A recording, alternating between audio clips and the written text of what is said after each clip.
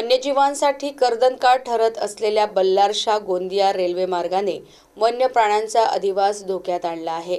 या रेल्वे मार्गाने आजतागायत शेकडो वन्य प्राण्यांचे बळी घेतले आहेत।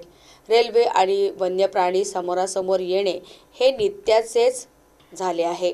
कधी यात ते मृत्युमुखी पडले आहेत, तर कधी कायमचे अपंग झाले आहे। सोमवारी पहाटेच्या सुमारास एका वाघीण तिच्या अधिवासातला हा रेल्वे मार्ग ओलांडत होती, पण शेवटी रेल्वेने तिला गाठलेच। बल्लारशाह गोंदिया रेल्वे मार्ग वन्य प्राण्यांसाठी कर्दनकाळ ठरला आहे। सोमवारी पहाटेच्या सुमारास या मार्गावर 3 ते 4 वर्षाच्या वाघिणीचा मृत्यू झाला।